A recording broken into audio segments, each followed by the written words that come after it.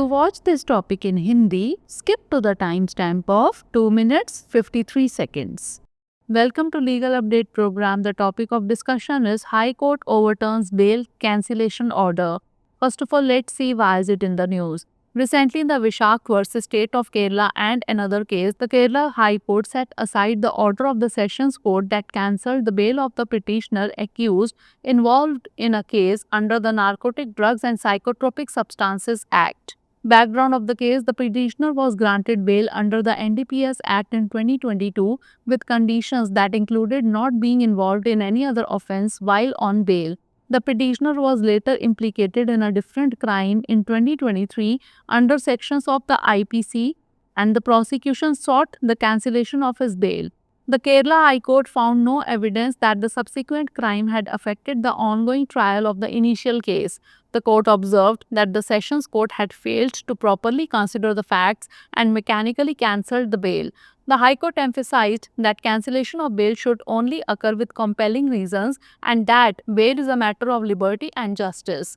Court observation: the bench comprising Justice K. Babu observed that the Sessions judge had cancelled the bail without overwhelming reasons as the second crime did not affect the NDPS case proceedings.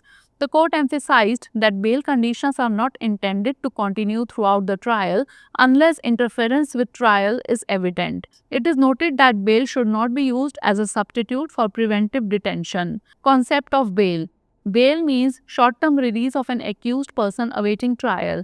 Bail is the judicial release of an accused charged with a certain offence, imposing some restrictions on him and compelling him to remain within the jurisdiction of court.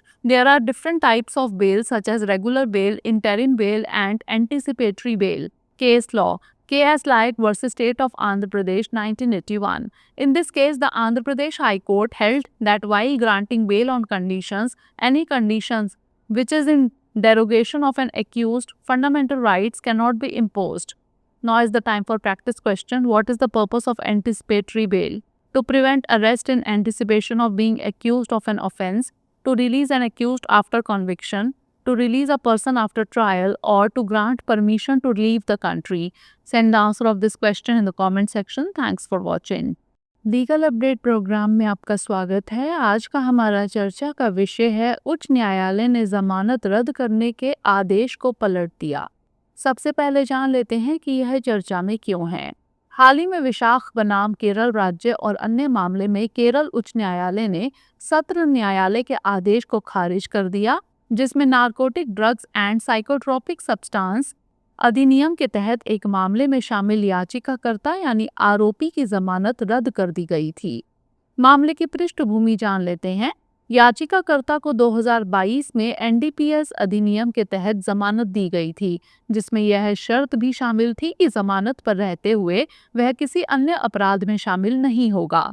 याचिकाकर्ता को बाद में वर्ष 2023 में भारतीय दंड संहिता की धाराओं के तहत एक अलग अपराध में फंसाया गया और अभियोजन पक्ष ने उसकी जमानत रद्द करने की मांग की। केरल उच्च न्यायालय को ऐसा कोई साक्ष्य नहीं मिला कि बाद में हुए अपराध ने प्रारंभिक मामले की चल रही सुनवाई को प्रभावित किया हो।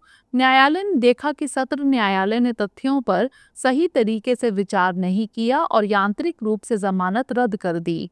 उच्च न्यायालय ने इस बात पर जोर दिया कि जमानत केवल बाध्यकारी कारणों से ही रद्द की जानी चाहिए तथा जमानत स्वतंत्रता और न्याय का मामला है। न्यायालय की टिप्पणी: न्यायमूर्ति के बाबू की पीठ ने कहा कि सत्र न्यायाधीश ने बिना किसी ठोस कारण के जमानत रद्द कर दी क्योंकि दूसरे अपराध से एनडीपीएस मामले की कार्यवाही प्रभावित नहीं हुई। न्यायालय ने इस बात पर जोर दिया कि जमानत की शर्तें पूरी सुनवाई के दौरान जारी नहीं रहेंगी जब तक कि सुनवाई में हस्तक्षेप स्पष्ट ना हो। यह नोट किया गया कि जमानत का उपयोग निवारक निरोध के विकल्प के रूप में नहीं किया जाना चाहिए। जमानत की अवधारणा: जमानत का अर्थ है मुकदमे की प्रतीक्षा कर रहे आरोपी व्यक्ति की अल्पकालिक रिहाई है। जमानत किसी निश्चित अपराध के आरोपी को न्यायिक रूप से रिहा करना है, जिसके तहत उस पर कुछ प्रतिबंध लगाए जाते हैं और उसे न्यायालय के अधिकार क्षेत्र में रहने के लिए बाध्य किया जाता है। जमानत के विभिन्न प्रकार हैं, जैसे नियमित जमानत, अंतरिम जमानत और अग्रिम जमानत। संबंधित केस केएस लायक बनाम आंध्र प्रदेश राज्य 1981। इस मामले में आंध्र प्रदेश उच्च न्यायालय ने कहा कि शर्तों पर जमानत देते समय ऐसी कोई शर्त नहीं लगाई जा सकती जो अभियुक्त के मौलिक अधिकारों का हनन करती हो। आइए नोट कर लेते हैं अभ्यास प्रश्न। अग्रिम जमानत का उद्देश्य क्या है? किसी अपराध के आरोपी होने की आशंका में गिरफ्तारी को रोकना, दोषी ठहराए जाने के बाद आरोपी को रिहा करना, मुकदमे के बाद किसी व्यक्ति को रिहा करना या फिर देश छोड़ने की अनुमति देना। इसका उत्तर हमें कमेंट सेक्शन में जरूर भेजिएगा। धन्यवाद।